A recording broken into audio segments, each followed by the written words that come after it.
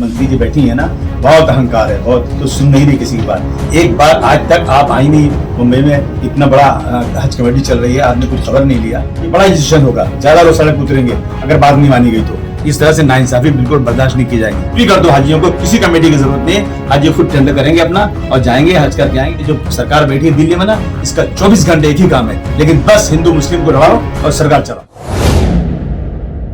हज committee of India के जो हाजी जाने वाले हैं पूरे हिंदुस्तान से, हम ये देख रहे हैं कि तमाम जगहों का जो रेट्स है वो अलग अलग है। अगर आपको मुंबई से जाना है तो 3,04,000 देना है, अगर आपको औरंगाबाद से जाना है तो उसी की कीमत आपको 3,90,000 से ऊपर देना है। जिसको लेकर अबू हाशिम आज़मी और समाजवादी पार्टी हज कमेटी ऑफ इंडिया में धरना प्रदर्शन दिया और लगातार इनकी ये जो मांग है, ये मांग है कि तमाम जगह के जो रेट्स है वो एक तरीके के रखा जाए, जिससे हाजियों को कहीं ना कहीं सहूलत मिले। हमारे साथ अबू हाशिम जी मौजूद है। अबू हाशिम जी, मुख्य मांगे क्या है आपकी? देखिए, हाजी को जाना है एक ही जगह, मक्का मदीना जाना है उनको, और हज करने जाना है, हिंदुस्तान से जाना है। मैं समझता हूँ जाने वाले हर व्यक्ति का किराया एक ही होना चाहिए। सरकार को इस बात का ध्यान देना चाहिए कि भाई जब भी इसकी बीट होती है, जब इसका टेंडर निकलता है, तो देखना चाहिए किसी तरह से भी अगर कुछ ज़्यादा प्रॉब्लम है तो 10-5 हज़ार फ़र्क हो जाए चलेगा, लेकिन 88,000 रुपया, यहाँ से 300-350 किलोमीटर औरंगाबाद है, वहाँ का 88,000 ज़्यादा अगर ये हाजियों को पहले से मालूम होता तो शायद वो लोग कभी भी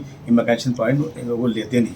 वहाँ से आने में 150 रुपया 200 रुपये में आदमी बस में आ सकता है, ट्रेन में आ सकता है, कार में आ सकता है, लेकिन 88,000 आज जो है हज कमेटी जो है ये मजबूर है। मुझे लगता है कि हज कमेटी का पावर छीन लिया। जो मंत्री जी बैठी है ना, बहुत अहंकार है, बहुत तो सुन नहीं रही किसी की बात। एक बार आज तक आप आई नहीं मुंबई में, इतना बड़ा हज कमेटी चल रही है, आपने कुछ खबर नहीं लिया और आपने मनमानी कर दिया।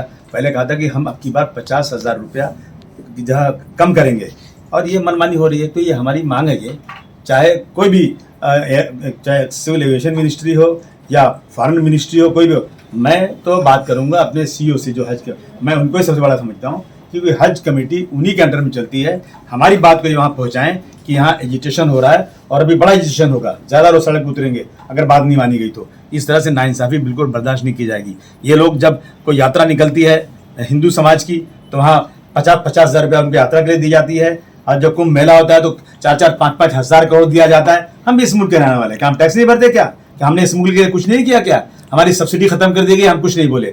आपने कहा सब्सिडी का पैसा एजुकेशन में लगाया जाए, कौन सा लगाया? एजुकेशन कुछ नहीं लगाया। ये लगातार मुसलमानों के साथ ये सरकार नाइंसाफी कर रही है, और मुझे पूरी उम्मीद है कि जिस तरह से कर्नाटक ने इनको रिजेक्ट किया है, अब देश इनको रिजेक्ट करेगा। ये देश हिंदू मुस्लिम की एकता चाहता है, ये देश हिंदू मुसलमान में अंतर नहीं चाहता है। और ये जो सरकार बैठी है दिल्ली में ना, इसका 24 घंटे एक ही काम है, देश का जीडीपी गिर जाए चलेगा, देश का में महंगाई बढ़ जाए चलेगा, लेकिन बस हिंदू मुस्लिम को लड़ाओ और सरकार चलाओ। अब हाशिम जी, एक सवाल और, ऐसा लग रहा है कि हज की जो यात्रा होती है, जिसकी तैयारी हम देखते हैं कि पहले से ही हो जाती है, लेकिन अब की बकरीद करीब है और हज का जो पैसे का जो नोटिफिकेशन आया ये कुछ दिन पहले आया। मतलब हाजियों को जो पैसे का बंदोबस्त करना होता था, जैसे 3 लाख है या 4 लाख है, बहुत से गरीब हाजी है जो अपने पाई जमा करके हज के लिए जाते हैं। बहुत से हाजियों का ऐसा हो गया कि इस साल हो सकता है कि 2.5 लाख रुपया या 3 लाख रुपया होगा, लेकिन वो भी रेट उनको नहीं पता चले, जिसको लेके काफी कश्मकश में थे 2,75,000 हाजी। नहीं, मैं समझता हूँ कि मैंने कहा ना कि हज कमेटी का पूरा पावर वहाँ दिल्ली में लेकर रख लिया है।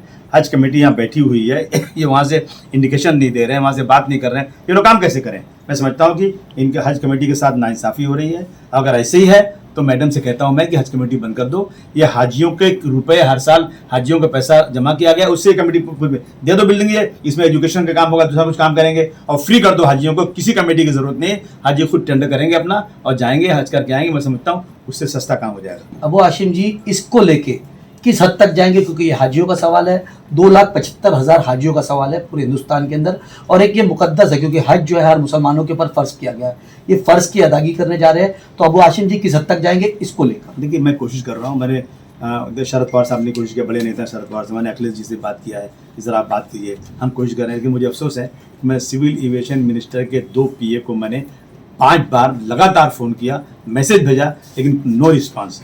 हम बात करेंगे इसके ऊपर, कुछ न कुछ ऐसी रणनीति बनाई जाएगी कि सरकार ज़रा कम से कम इस बात हमारी सुन सके। ये थे अबू हाशिम आज़मी, जिसका साफ तौर पे कहना है कि आने वाले वक्त के अंदर सरकार के ऊपर ये दबाव डाला जाएगा कि जो हाजी जाने वाले हैं उनके जो रेट्स है वो कहीं ना कहीं कम किए जाए। तो लीडर के लिए अमजद खान, मुंबई।